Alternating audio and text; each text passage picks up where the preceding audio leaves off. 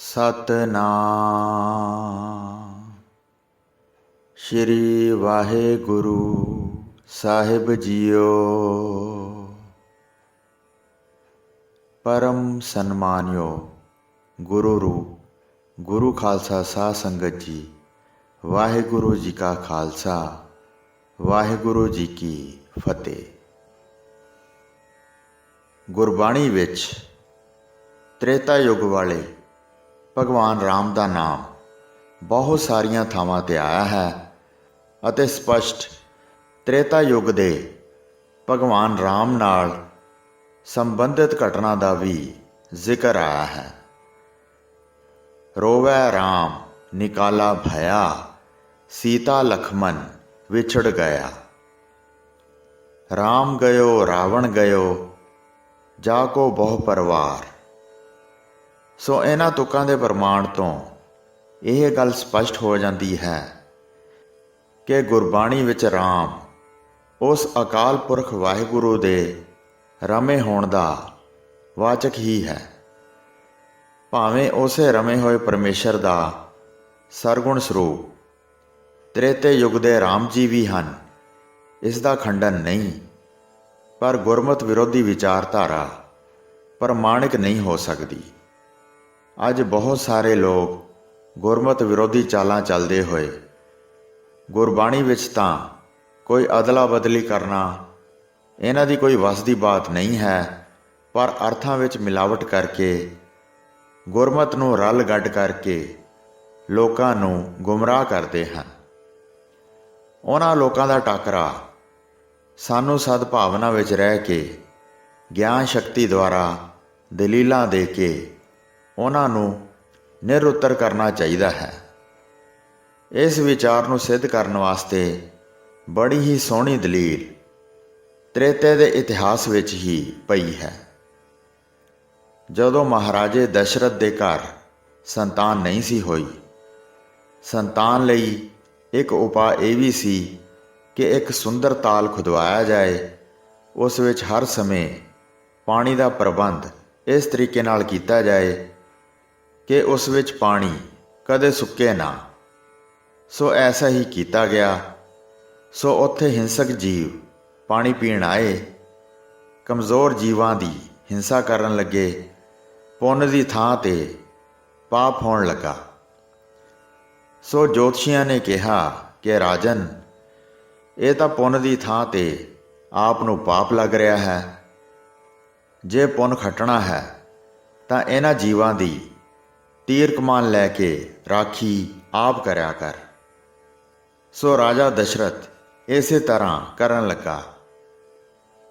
ਅਚਾਨਕ ਐਸੀ ਘਟਨਾ ਹੋਈ ਕਿ ਅੰਧੇਰੇ ਦੇ ਕਾਰਨ ਨਿਰਣਾ ਨਹੀਂ ਹੋ ਸਕਿਆ। ਅੰਧਲੇ ਤੇ ਅੰਧਲੀ ਦਾ ਪੁੱਤਰ ਸਰਵਣ ਪਿਆਸੇ ਮਾਂ-ਪਿਓ ਨੂੰ ਪਾਣੀ ਪਿਆਉਣ ਲਈ ਉਸ ਸਰੋਵਰ ਤੋਂ ਜਲ ਭਰਨ ਲਈ ਆਇਆ। ਜਲ ਪਾਤਰ ਵਿੱਚੋਂ ਡੁਬਕ ਡੁਬਕ ਦੀ ਆਵਾਜ਼ ਆਈ। ਰਾਜਾ ਦਸ਼ਰਥ ਨੇ ਹਿੰਸਕ ਜੀਵ ਸਮਝ ਕੇ ਤੀਰ ਛੱਡ ਦਿੱਤਾ, ਜਿਸ ਨਾਲ ਸਰਵਣ ਬਹੁਤ ਬੁਰੀ ਤਰ੍ਹਾਂ ਘਾਇਲ ਹੋ ਗਿਆ। ਉਸ ਦੇ ਮੂੰਹੋਂ ਉਸ ਵੇਲੇ ਉੱਚੀ ਧੁਨ ਨਾਲ ਰਾਮ ਸ਼ਬਦ ਨਿਕਲਿਆ ਤਾਂ ਦਸ਼ਰਥ ਨੇ ਕੋਲ ਜਾ ਕੇ ਹੈਰਾਨ ਹੋਣਾ ਕੀਤਾ। ਸਰਵਣ ਦੀ ਮੌਤ ਹੱਥਾਂ ਵਿੱਚ ਹੀ ਹੋ ਗਈ। ਮਰਦੇ ਮਰਦੇ ਸਰਵਣ ਨੇ ਕਿਹਾ ਸੀ ਕਿ ਰਾਜਨ, ਮੇਰੀ ਮੌਤ ਸੁਣ ਕੇ ਮੇਰੇ ਅੰਧੇ ਮਾਂ-ਪਿਓ ਬਚ ਨਹੀਂ ਸਕਣਗੇ।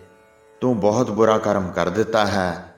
ਮੈਂ ਸਾਰੀ ਜ਼ਿੰਦਗੀ ਆਪਣੇ ਮਾਤਾ-ਪਿਤਾ ਦੀ ਸੇਵਾ ਵਿੱਚ ਗੁਜ਼ਾਰੀ ਹੈ।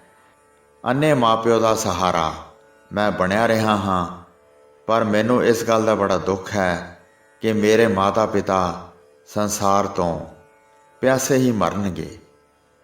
ਇਸ ਲਈ ਜੇ ਹੋ ਸਕਦਾ ਹੈ ਤਾਂ ਮੇਰੇ ਮਾਤਾ-ਪਿਤਾ ਨੂੰ ਜਲ ਛਕਾ ਕੇ ਮੇਰੀ ਮੌਤ ਬਾਰੇ ਦੱਸਣਾ, ਤਾਂ ਕਿ ਪਿਆਸੇ ਮਰਨ ਦੀ ਥਾਂ ਪਾਣੀ ਪੀ ਕੇ ਪ੍ਰਾਣ ਤਿਆਗ ਸਕਣ।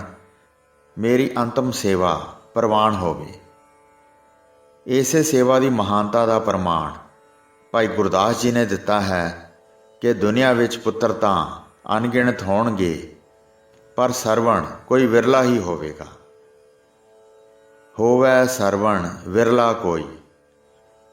ਇਹ ਸ਼ਬਦ ਭਾਈ ਗੁਰਦਾਸ ਜੀ ਨੇ ਆਪਣੀ 27ਵੀਂ ਵਾਰ ਵਿੱਚ ਅੰਕਿਤ ਕੀਤਾ ਹੈ।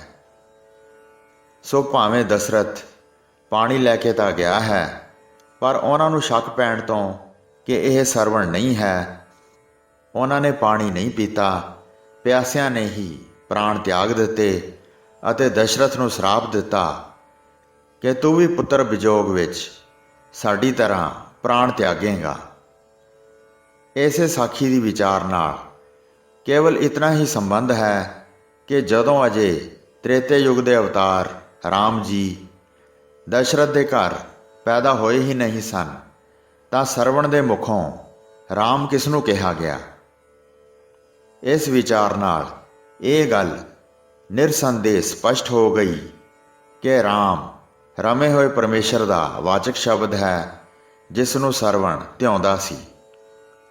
ਸੋ ਇੱਥੇ ਮੁੱਖ ਵਾਕ ਦੀ ਤੁਕ ਵਿੱਚ ਜੋ ਵਿਚਾਰ ਤੀਸਰੇ ਅਰਥ ਵਿੱਚ ਆਈ ਹੈ, ਰਕਾਰ ਮਕਾਰ ਤੋਂ ਬਣਿਆ ਰਾਮ ਅੱਖਰ ਜੋ ਰਮੇ ਹੋਏ ਪਰਮੇਸ਼ਰ ਦਾ ਵਾਚਕ ਹੈ, ਇਹ ਦੋ ਅੱਖਰ ਰਾਰਾ ਤੇ ਮਮਾ ਅੰਤਿਸ਼ਕਰਨ ਰੂਪੀ ਥਾਂ ਪਰ ਸੂਰਮੇ ਗੁਰੂ ਨੇ ਰੱਖਣਾ ਕੀਤੇ, ਭਾਵ ਸਿੱਖ ਦੇ ਅੰਤःਕਰਨ ਵਿੱਚ ਦੋਵੇਂ ਅੱਖਰ ਟਿਕਾਉਣਾ ਕੀਤੇ।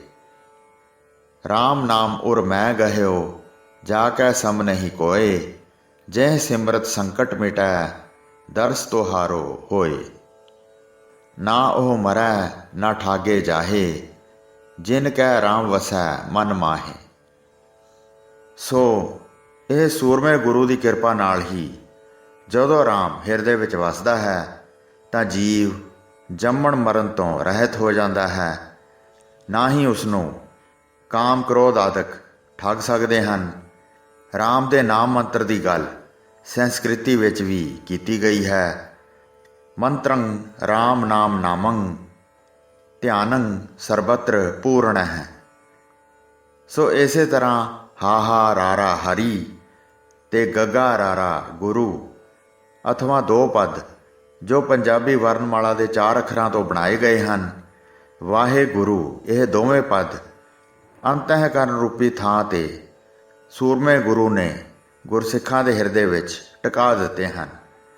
ਕਿਉਂਕਿ ਗੁਰਸਿੱਖਾਂ ਦਾ ਗੁਰ ਮੰਤਰ ਪਹਿਲੇ ਗੁਰੂ ਤੋਂ ਲੈ ਕੇ ਵਾਹਿਗੁਰੂ ਮੰਤਰ ਚੱਲਿਆ ਆ ਰਿਹਾ ਹੈ। ਸੋ ਇਸ ਲਈ ਗੁਰਸਿੱਖਾਂ ਦੇ ਹਿਰਦੇ ਵਿੱਚੋਂ ਦੋਵੇਂ ਪਦਾਂ ਵਾਲੇ ਵਾਹਿਗੁਰੂ ਮੰਤਰ ਨੂੰ ਟਿਕਾਉਣਾ ਕੀਤਾ ਹੈ। ਵਾਹਿਗੁਰੂ ਗੁਰ ਮੰਤਰ ਹੈ, ਜਪ ਹਉਮੈ ਖੋਈ। ਐਥੈ ਓਥੈ ਰਖਵਾਲਾ, ਪ੍ਰਭ ਸਤਿਗੁਰ ਦੀਨ ਦਇਆਲਾ।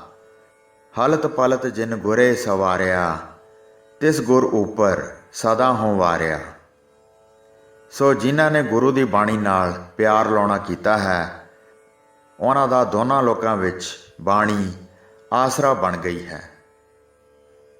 ਗੁਰ ਕੀ ਬਾਣੀ ਸਿਉ ਲਾਏ ਪਿਆਰ, ਐਥੈ ਓਥੈ ਇਹੋ ਆਧਾਰ। ਵਾਹਿਗੁਰੂ ਜੀ ਕਾ ਖਾਲਸਾ, ਵਾਹਿਗੁਰੂ ਜੀ ਕੀ ਫਤਿਹ।